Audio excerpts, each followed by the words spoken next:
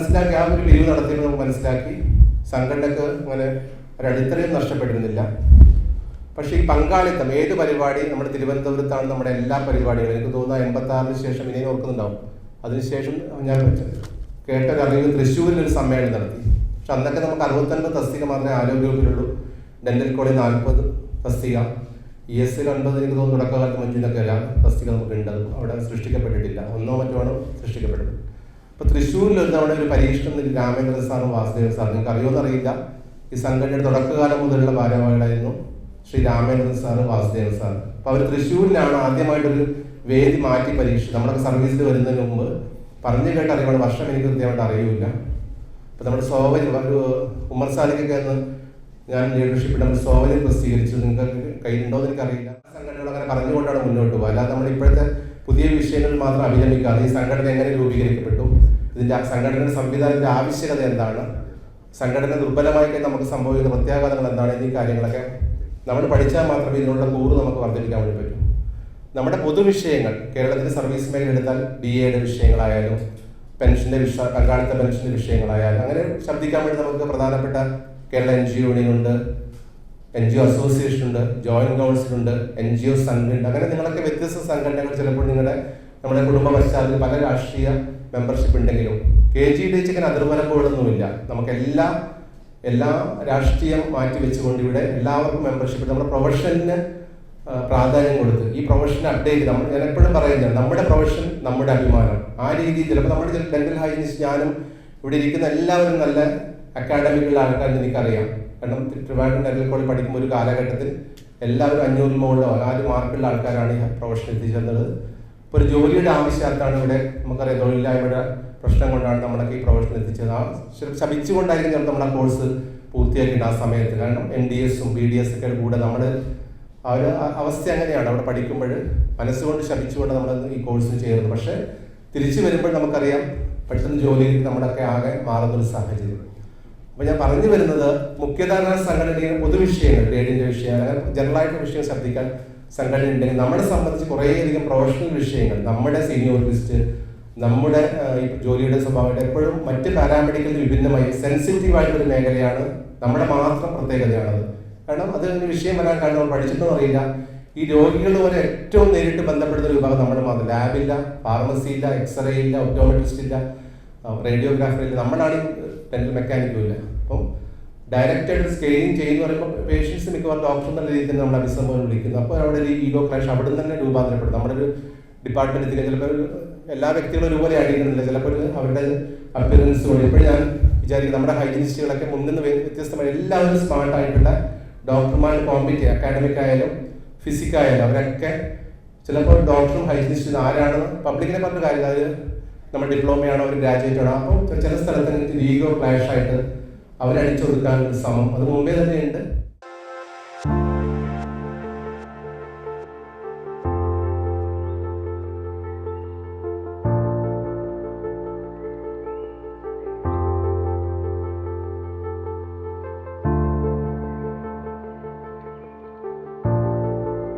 സംഘടനയെ സംബന്ധിച്ചിടത്തോളം വലിയൊരു കാര്യമാണ്. പ്രത്യേകിച്ച് നിങ്ങൾക്ക് മനസ്സിലാവും, ഈ മീറ്റിംഗ് നടക്കുന്നത് ഇവിടുത്തെ വളരെ ഫേമസ് ആയിട്ടുള്ള റെപ്യൂട്ടഡ് ആയിട്ടുള്ള നല്ലൊരു റിസോർട്ടിലാണ് മീറ്റിംഗ് നടക്കുന്നത്. ഇവിടുത്തെ ആംബിയൻസും അതുപോലെ തന്നെ ബാക്കി എല്ലാ കാര്യങ്ങളും വളരെ നല്ലത് തന്നെയാണ്. അപ്പം നമ്മൾ ഇപ്പോൾ നിങ്ങൾക്കറിയാം, നമ്മൾ 2012 തൊട്ട് നമ്മളൊരു മീറ്റിംഗ്, നമ്മുടെ ശൈലി മാറി.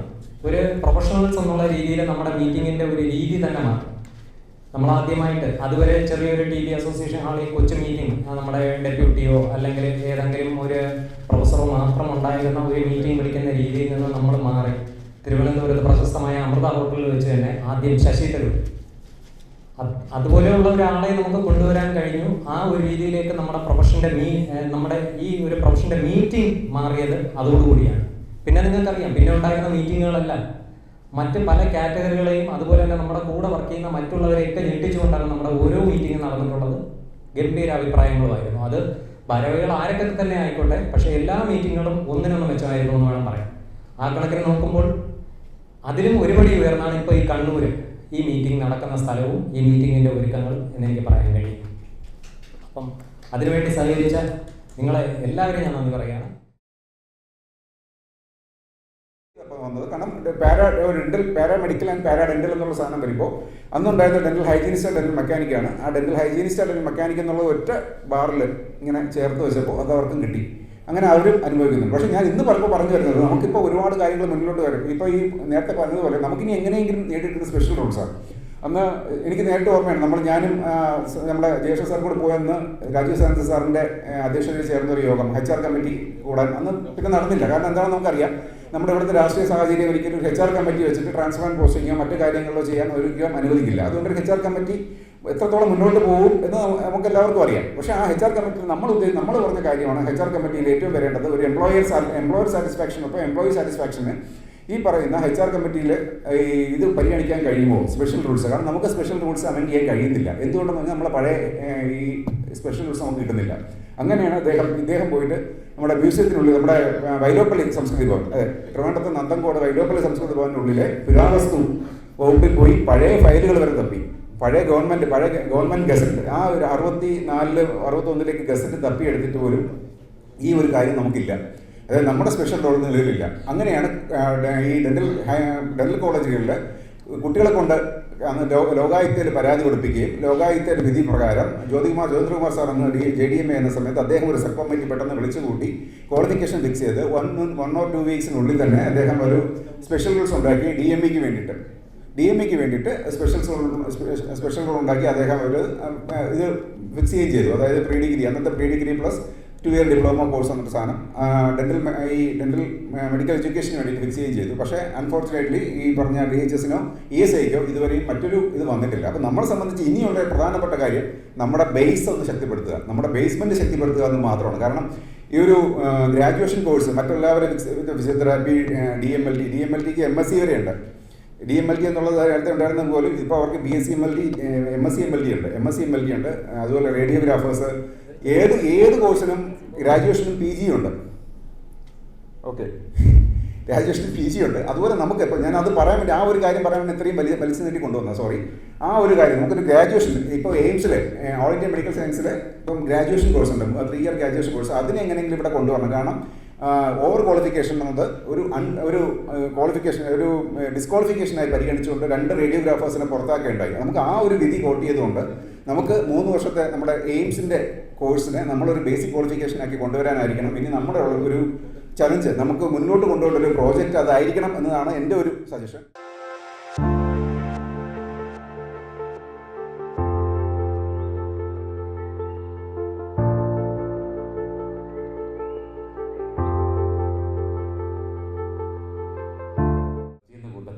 എന്തൊക്കെ അപ്ഡേറ്റ്സ് ഡെന്റിസ്ട്രിയിലുണ്ട് എന്ന് നമ്മളൊന്ന് അവെയർ ആയിരിക്കുന്നതായി. കാരണം അവരൊരു കാര്യം പറയുമ്പോൾ നമുക്കത് ഒന്നും അറിഞ്ഞുകൂടെന്ന് പറഞ്ഞ് പുറകെ നിൽക്കേണ്ട കാര്യമില്ല. അപ്പോൾ അതിലൊരു ഉദാഹരണം ഞാൻ പറഞ്ഞത് ഈ ഡീപ്പ് കാരീസ് മാനേജ്മെൻറ്റ് എന്ന് പറഞ്ഞ ഒരു ഇതിൽ നമുക്ക് പലപ്പോഴും അറിയാവുന്ന ഒരു കാൽഷ്യം ഡോക്സൈഡോ ആർസിക്കാലോ വെച്ച് ഫില്ല് ചെയ്ത് പിന്നെ മേളിൽ GIC വെച്ച് അങ്ങനെ ഫില്ല് ചെയ്ത് പോകുന്നതാണ്. അപ്പോൾ ഇതിലിപ്പോൾ ബയോഡെൻറ്റിൻ അല്ലെങ്കിൽ NT എന്ന് പറഞ്ഞൊരു മെറ്റീരിയൽ അവൈലബിൾ ആണ്. അപ്പോൾ ഡീപ്പ് കാരീസിൽ ആ കാരീസ് എല്ലാം എക്സ്കവേറ്റ് ചെയ്തിട്ട് ഈ ബയോഡെൻറ്റിൻ വെച്ച് അതിനെ നമുക്ക് RCTയിലോട്ട് പോകാതെ ആ പല്ലിനെ സംരക്ഷിക്കുന്ന ഒരു മെത്തേഡ് ഞാൻ അവിടെ പോയിട്ടാണ് മനസ്സിലാക്കി. അതുപോലെ നമ്മുടെ ലേസർ വെച്ച് ലേസർ ഫ്രീനെക്ടമി, ഒപ്പർക്കുലെക്ടമി, ജിഞ്ചിലെക്ടമി, ലേസർ ഡീസെൻസിറ്റൈസേഷൻ ഇതെല്ലാം അവിടെ ചെയ്യുന്നു. ഇതൊക്കെ എനിക്കൊരു പുതിയ അറിവാണ്. അപ്പം നമ്മൾ കൂടെ വർക്ക് ചെയ്യുന്ന ഡോക്ടേഴ്സ് പലരും അപ്ഡേറ്റഡ് ആണ്. നമ്മളും അതുപോലെ ആവാനുള്ളൊരു ശ്രമം നടത്തും. ചെയ്യാൻ പറ്റുന്നില്ല എന്നൊരു കംപ്ലൈൻ്റ് ഉണ്ട്. അപ്പോൾ നമുക്ക് സ്കെയിലിംഗ് ചെയ്യാമെന്നുള്ള ഇപ്പോൾ ഞാൻ പെരിയോ ഡിപ്പാർട്ട്മെൻറ്റിലാണ് ഇപ്പോൾ വർക്ക് ചെയ്യുന്നത്. ആദ്യം കമ്മ്യൂണിറ്റി ഡിപ്പാർട്ട്മെൻറ്റിലായിരുന്നു. കമ്മ്യൂണിറ്റി ഡിപ്പാർട്ട്മെൻറ്റിൽ അവിടുത്തെ HOD ആയിട്ടുള്ള ആൾ, HOD ഇൻചാർജാണ്. പുള്ളിക്കാരത്തി ഉദ്ദേശിച്ചത് ഒരു അസിസ്റ്റൻ്റ് എന്നുള്ള ലെവലിൽ മാത്രം നമ്മൾ നിൽക്കുക എന്നുള്ളതാണ്. അപ്പോൾ ആദ്യം കുറച്ച് നാളൊക്കെ ഞാൻ സർവീസിൽ ഫസ്റ്റ് ജോയിൻ ചെയ്യുന്നത് കോഴിക്കോടാണ്. ഫസ്റ്റ് പോസ്റ്റിംഗ് കമ്മ്യൂണിറ്റി ഡിപ്പാർട്ട്മെൻറ്റിലായിരുന്നു. അപ്പോൾ കുറേ നാളൊക്കെ നമ്മൾ അവിടെ വേറെ സ്റ്റാഫ് ഷോർട്ടേജ് ഉള്ളതുകൊണ്ട് ഞാൻ കാര്യങ്ങളൊക്കെ ചെയ്തിരുന്നു. പക്ഷേ പിന്നെ നമ്മളൊരു അസിസ്റ്റൻ്റ് ലെവലിലേക്ക് മാത്രമേ നിൽക്കാവുള്ളൂ എന്നൊരു രീതിയിൽ മാഡത്തിൻ്റെ പെരുമാറ്റങ്ങൾ വന്നപ്പോൾ ഞാൻ അതിനെ ശക്തമായി എതിർക്കുകയും പ്രിൻസിപ്പളിനെ പോയി കാണുകയും എനിക്ക് സ്കെയിലിംഗ് ചെയ്യണം, ക്യാമ്പുകൾക്ക് പങ്കെടുക്കണം എന്നൊക്കെ പറഞ്ഞ് ഒരു 1.5 വർഷക്കാലം ഞാൻ അതിനു വേണ്ടി പോരാടി. ഒടുവിൽ സമുദ്ര സാറിൻ്റെ, പ്രിൻസിപ്പൽ സമുദ്ര സാറാണ്, സാറിൻ്റെ സമ്മതപ്രകാരം അല്ലെങ്കിൽ സാറിൻ്റെ റിക്വസ്റ്റോടുകൂടി എന്നെ ക്യാമ്പുകൾക്ക് കൊണ്ടുപോകണമെന്നും പിന്നെ ഇതുപോലെ ബോധവൽക്കരണ ക്ലാസ്സുകൾ എടുക്കണമെന്നും ഒക്കെ സാറിൻ്റെ നിർദ്ദേശപ്രകാരം മാഡം സമ്മതിക്കുകയുണ്ടായി. പക്ഷേ അതിനോടനുബന്ധിച്ച് മാഡം പിന്നെയും ഇങ്ങനെ ഇൻറ്റേൺസിനെ, ഹൗസ് സർജൻസിനെ അസിസ്റ്റ് ചെയ്യണം, നമ്മൾ ഇതിങ്ങനെ മിക്സിങ് ചെയ്ത് കൊടുക്കണം, അങ്ങനെ കുറേ കാര്യങ്ങൾ ആവശ്യപ്പെടുകയുണ്ടായി. ഞാനതിനെ ശക്തമായി എതിർത്തതിനെ തുടർന്ന് മാഡം കമ്മ്യൂണിറ്റി ഡിപ്പാർട്ട്മെൻറ്റിൽ ഹൈജീനിസ്റ്റ് എന്നുള്ളൊരു പോസ്റ്റേ ആവശ്യമില്ല എന്ന് പറയുകയും എന്നെ ആ കമ്മ്യൂണിറ്റി ഡിപ്പാർട്ട്മെൻറ്റിൽ നിന്ന് മാറ്റുകയും ചെയ്തു.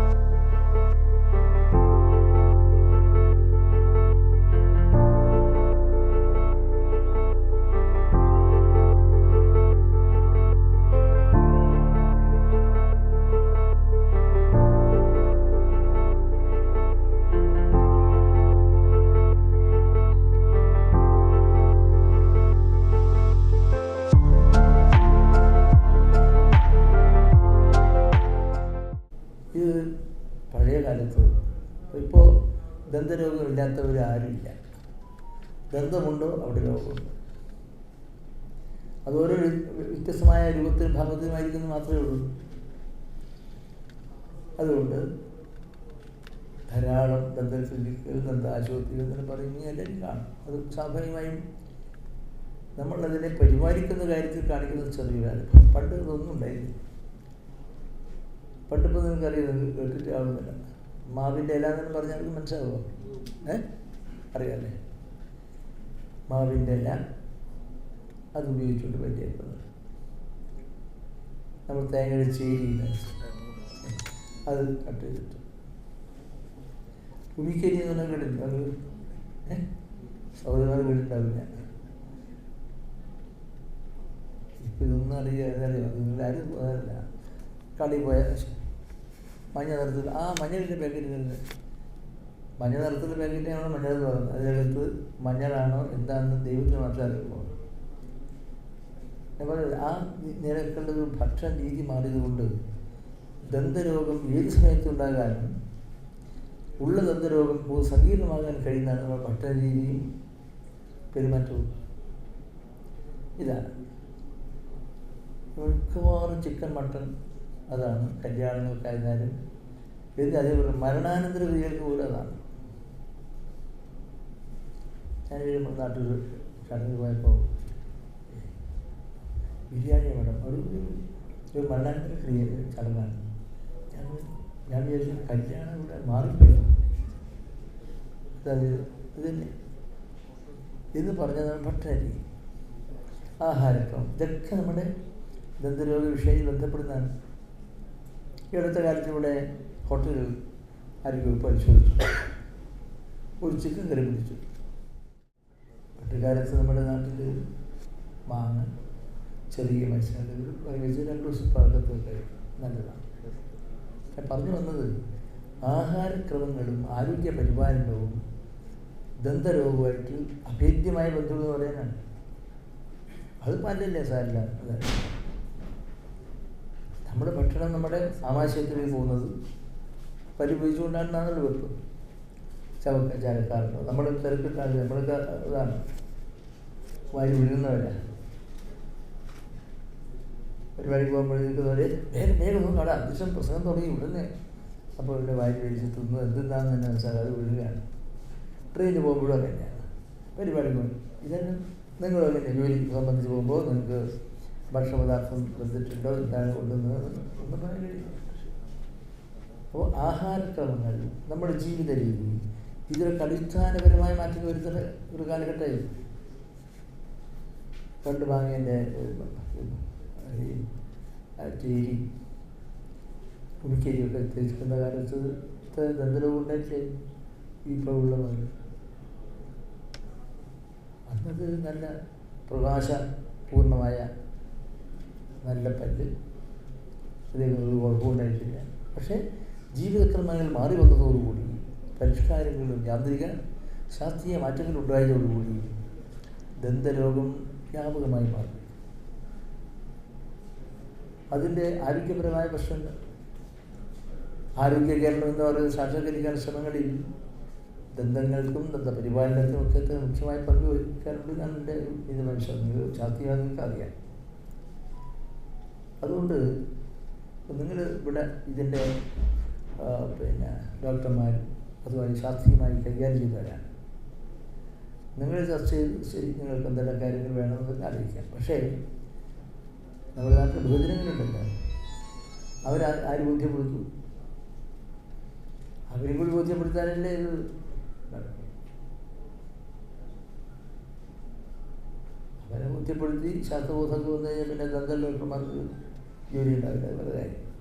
പക്ഷേ അതുകൂടി ബോധ്യപ്പെടുത്തിയാൽ മാത്രമേ, ഒരു ബോധവൽക്കരണം നടന്നാൽ മാത്രമേ ദന്തപരിപാലനം, ദന്തപരിശോധനയും സംരക്ഷണവും ആരോഗ്യത്തിന് എത്രയേറെ അനിവാര്യമാണ് എന്ന കാര്യം ബോധ്യപ്പെടുത്താൻ കഴിയും. അത് പലല്ല വിചാരിച്ചുകൊണ്ടിരുന്ന കാര്യം.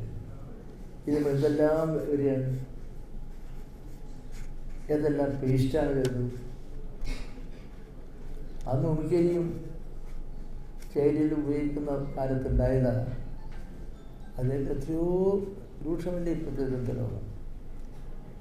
പേസ്റ്റ് എന്താണ് പേസ്റ്റ് എന്താണ്?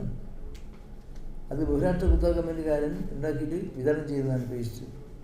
അത് വെളുത്ത നിറമുണ്ടാകും, ചുവന്നുണ്ടാകും, പച്ചയുണ്ടാകും, എല്ലാം ഉണ്ടാകും.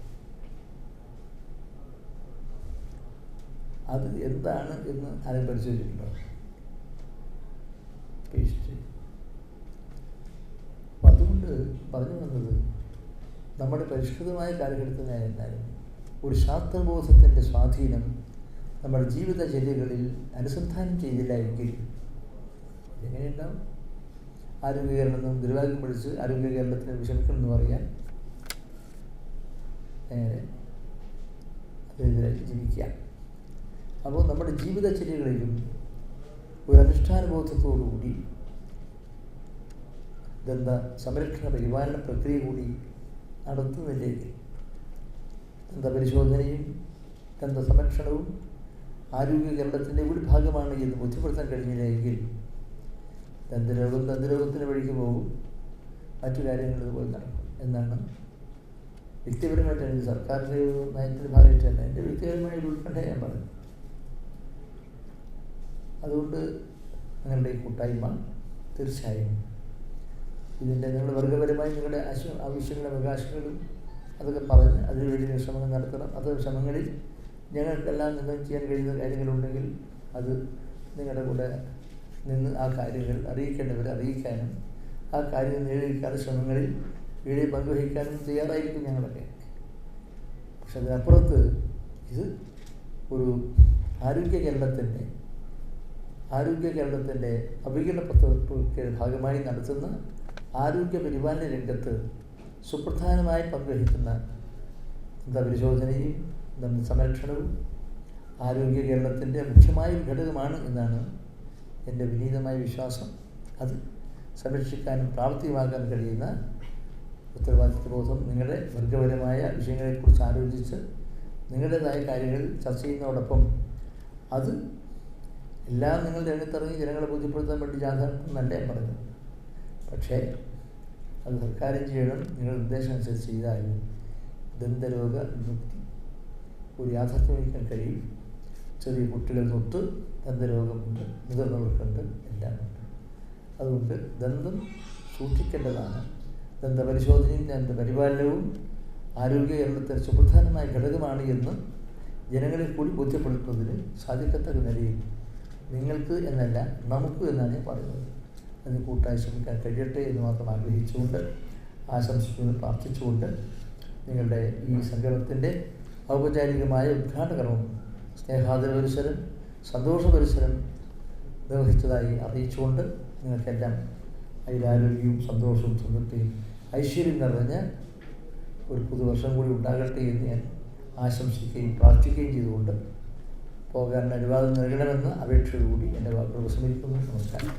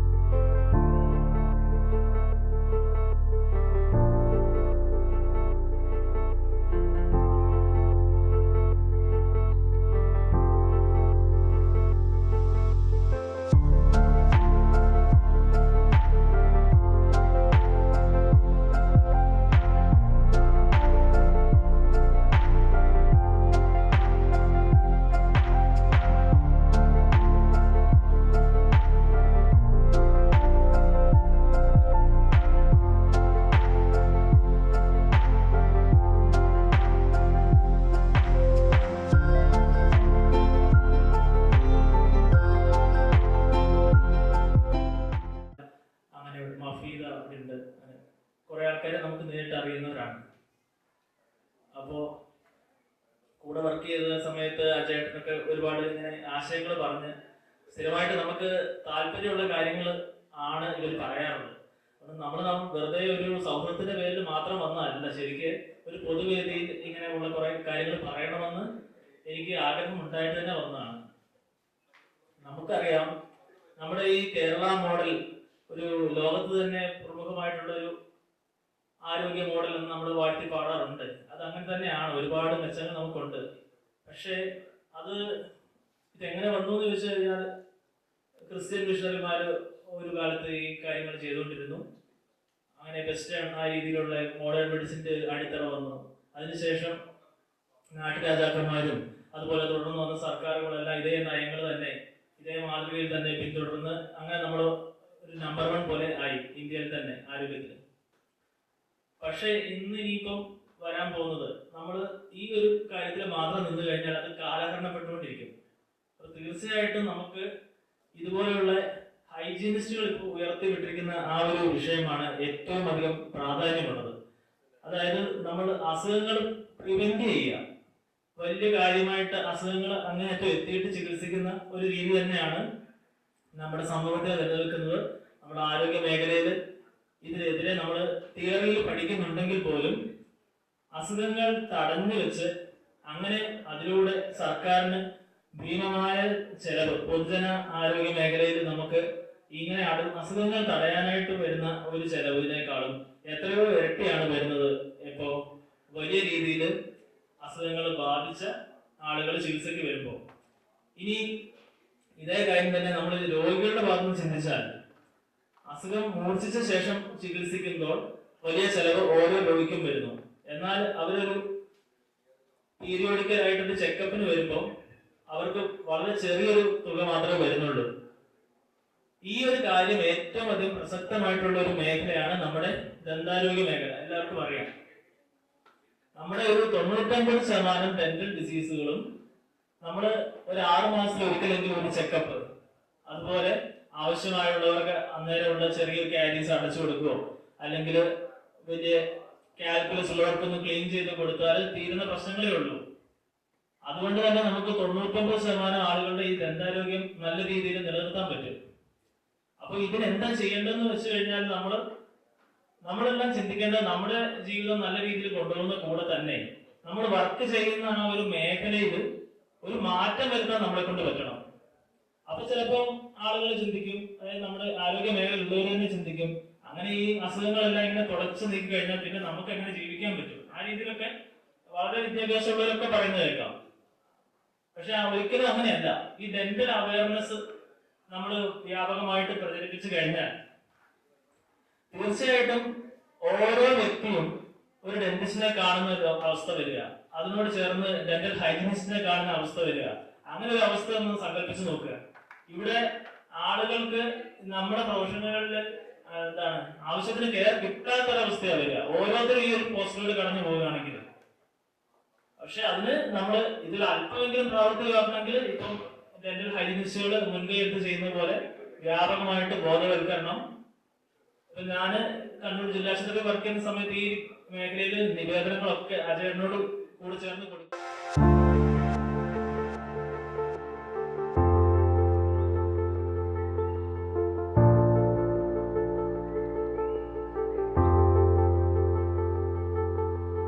ഒരുപാട് നേട്ടങ്ങൾ നമ്മളൊക്കെ നേടിയിട്ടുണ്ട്.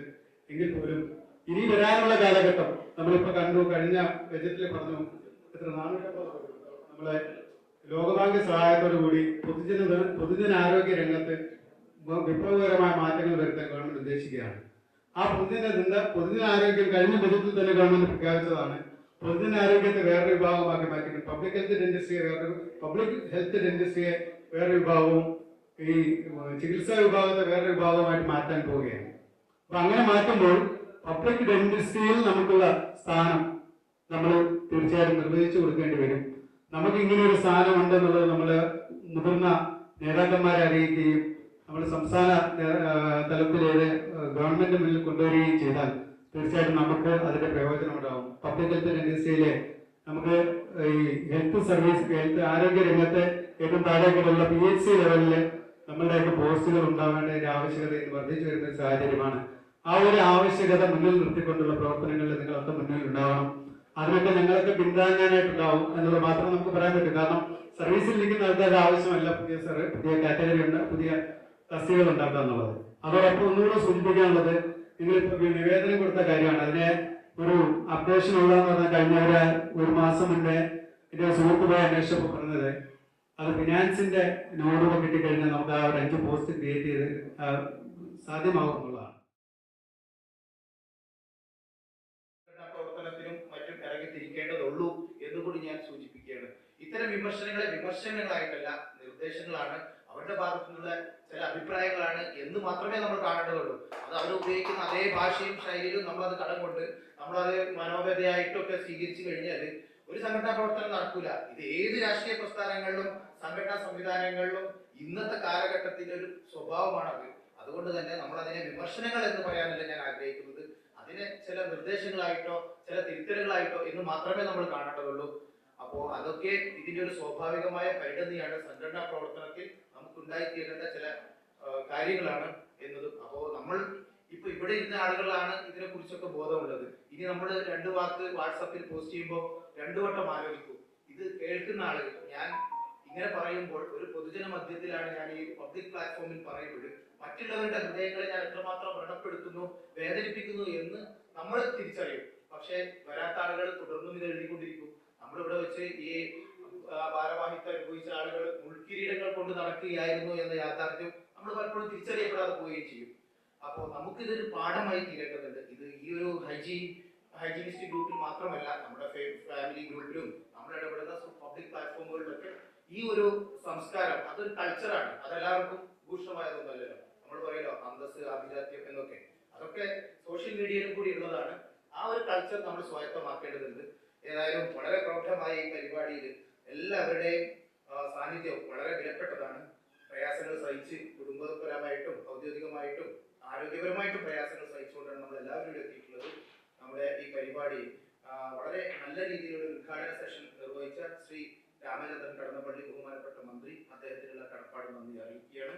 അതോടൊപ്പം ഈ പരിപാടിയുടെ അധ്യക്ഷത വഹിച്ച ആർ ജയകൃഷ്ണൻ, നമ്മുടെ സംസ്ഥാന പ്രസിഡന്റ്, അദ്ദേഹത്തിനുള്ള നന്ദി അറിയിക്കുകയാണ്. സ്വാഗതം ആശംസിച്ച ശ്രീ അജയ് കുമാർ കരിവള്ളൂർ, സംസ്ഥാന ജനറൽ സെക്രട്ടറി, നമ്മുടെ ഈ സമ്മേളനത്തിലെ പ്രാർത്ഥന നിർവഹിച്ച കോഴിക്കോട് ഡെന്റൽ കോളേജ് ശ്രീമതി ആദിത്യ, അതുപോലെ നമുക്ക് പ്രഭാഷണം നിർവഹിച്ച ഡോക്ടർ ജോൺ തോമസ്, അതുപോലെ നമ്മളോട് ആശംസകൾ അർപ്പിച്ച് സംസാരിച്ച നാസ്മുദ്ദീൻ, അതുപോലെ അതോടൊപ്പം തന്നെ നമ്മൾ റിസപ്ഷൻ മുതൽ ഈ പരിപാടിയുടെ ആരംഭം ഉണ്ടായിരുന്നു. ഇതിന്റെ പിന്നിൽ അണിയറയിൽ പ്രവർത്തിച്ച ഷിബു, നിമിഷ, മായ, ഇവരൊക്കെയായിരുന്നു രജിസ്ട്രേഷൻ രാവിലെ തന്നെ ഞങ്ങളൊക്കെ വരുന്ന സമയത്ത് തന്നെ. അതുപോലെ ഇവിടെ എത്തിച്ചേർന്നിട്ടുള്ള ഡിപ്ലോമ ഹോൾഡേഴ്സ്, ഇനി വിട്ടുപോയ എല്ലാവർക്കും ഒരിക്കൽ കൂടി